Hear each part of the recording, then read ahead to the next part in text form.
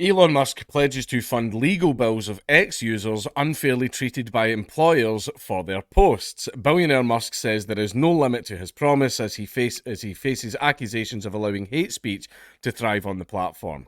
And there has been a lot of people fired or got in a lot of trouble over posts they've made in social media. Unfortunately, I don't qualify for this because my post was on YouTube, not X. Elon Musk has said X, previously known as Twitter, will fund the legal bills of any user unfairly treated by an employer for their activity on the social media platform. Posting on the recently rebranded site on Sunday, he added that there would be no limit and encouraged users to please let us know. And an awful lot of people were commenting under the tweet with their cases, and Elon, to be completely fair to him, was underneath saying, tell me more, go on, like all that stuff to learn a little bit more about the case.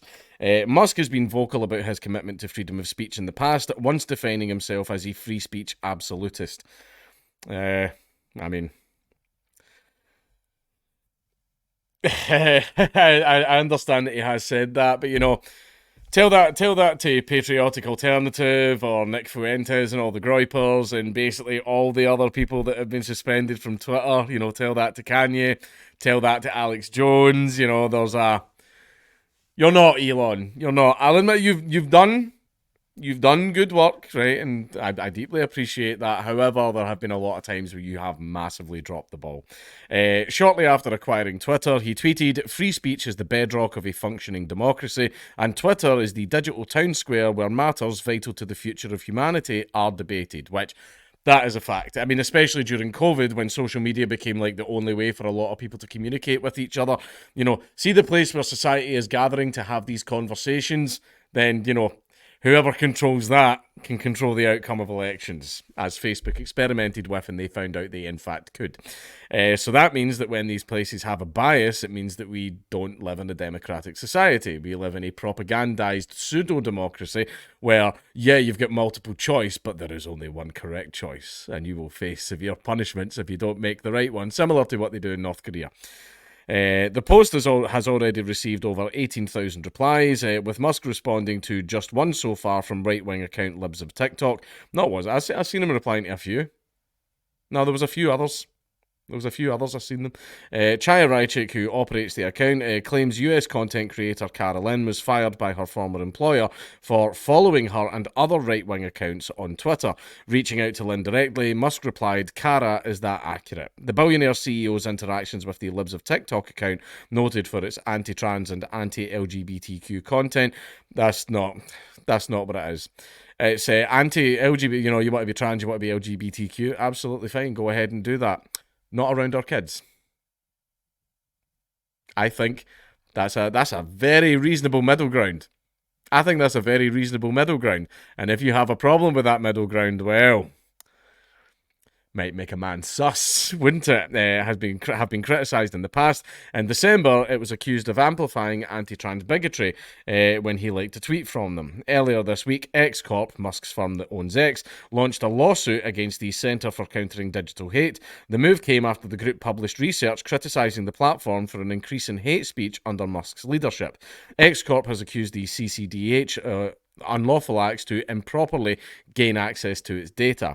The not-for-profit organisation researches and campaigns against online hate and is often cited by the press. In response to the lawsuit, CCDH founder and CEO Imran Ahmed said, "Elon Musk's latest legal move is straight out of the authoritarian playbook. He is now showing he will stop at nothing to silence anyone who criticises him for his own decisions and actions."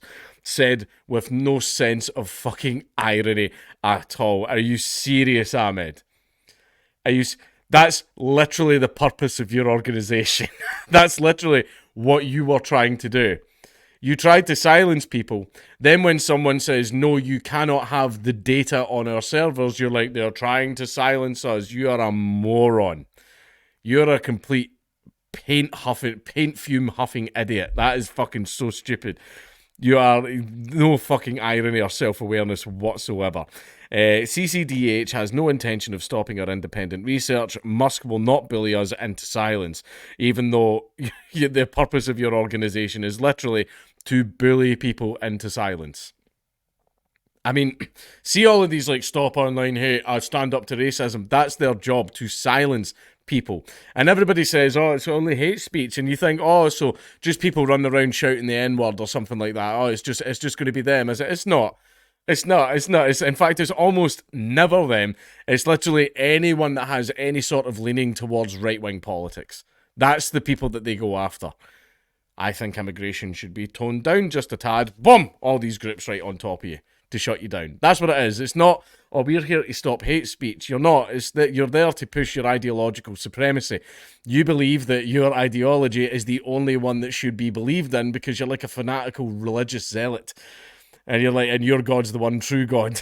And you're going to make everyone believe in them by force if necessary. Right, it's an absolute fucking joke. Shut your fucking mouth. But yeah, unfortunately, I don't qualify because my post was on, I get fired by, let me think for a little second.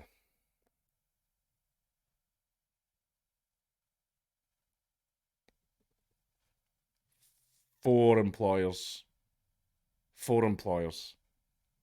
I think. It might be five. It might be five. It was that many years ago. I mean, what is it, 2023? I mean, we are talking about like 7 years ago now, but I think it was about four employers that I got fired by purely because of Nazi Pug. And even after things calmed down for a little bit, and I tried to get other jobs, like I wasn't exactly fired. There was lots of places where in the interview, I got recognised, and they were like, "Aren't you?" And I was like, "Yeah, I'll let myself out." Man, like, yeah. And even there was some times when I tried to lie, but then I got recognised in like my first week of work and then I got fired. So there was lots of places where I got as far as the interview and got recognised, but there was some places where I actually got the job and then I get sacked. So, yeah, but unfortunately this was on YouTube, not Twitter. So, and also my trial and everything like that's over. However, in regards to employers and stuff like that, I don't really care because they were fucking awful jobs. I was just like, oh my God, I'm going to end up homeless and I have no money and I can't pay my bills. I will literally take whatever job I can get. So I was just going into minimum wage stuff and going, yes sir, no sir, thank you sir, and still got fucking fired and all that. You know, that was a very desperate, horrible time in my life. Yeah, that was an awful time. See, when you go through that stuff, by the way, it is fucking terrible. It is shit.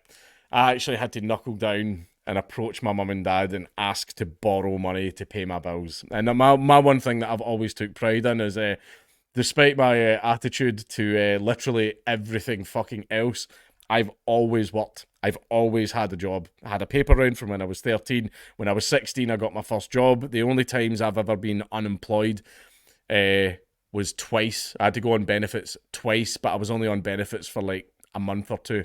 The first time was because the company I was working for just shut down out of fucking nowhere. We had like a week's notice, and I was just like, okay, shit. Like that, and then that was me.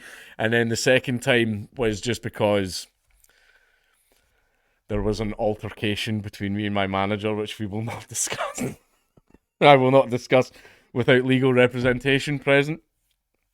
He deserved it. But anyway, that's the only times I've ever been without a job. Every other time I have worked. I have always had a job. And then after Nazi Pug and stuff like that, I was not working for about a year.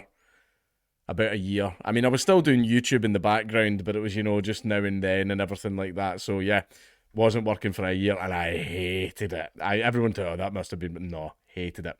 Absolutely hated it. Did not like not working and everything. Now I work too much. My wife tells me I work too much now. But, you know, look at me now. I've got a production company and everything like that as well. I've got other companies that I run and, you know, hey ho, life gave me lemons and I built a lemonade factory. But still, for people that are going through stuff, I was lucky. I was very, very lucky. I knuckled down. It was part hard work on my part and part luck. Right, I knew the right people and knew how to get into the right places, and I made a bunch of connections and stuff like that. That was luck on my part mixed with hard work. But for some of these people, they might be able to put in the hard work, but they don't have any luck, and that's them completely fucked up for life. So, and this is one thing that I do say about employers. Employers are going down the route of, oh, you're not a lefty, you can't have a job. Right, and a lot of employers are doing it, and it's going to end up becoming the fact that right-wingers just essentially cannot find any work fucking anywhere. Basically, they'll starve us out. They'll starve us into bending the knee to their ideology. That was the original intention. However, the way to make companies listen, as we saw with Anheuser-Busch, or however it's pronounced, Money talks. Money talks. If they want to do this stuff, yeah, that's fine. Make it as expensive as you possibly fucking can for them. Right? Harass them at every point. Drown them in fucking paperwork. Go, okay, if this is the path you want to go down, that's fine. You can go down that path. But it's going to fucking cost you. It's going to cost you a lot of time and a lot of money. And that, I believe, is the way that we get this to turn around. Basically, make them too afraid to fire workers over their speech. Who was the guy, Gregson or whatever, the NASCAR driver that just gets suspended for liking a fucking meme? Literally just click, liking a meme, and they get fucking suspended over it. Basically, if we want all that to stop, we need to make it as expensive as fucking possible for companies to do that.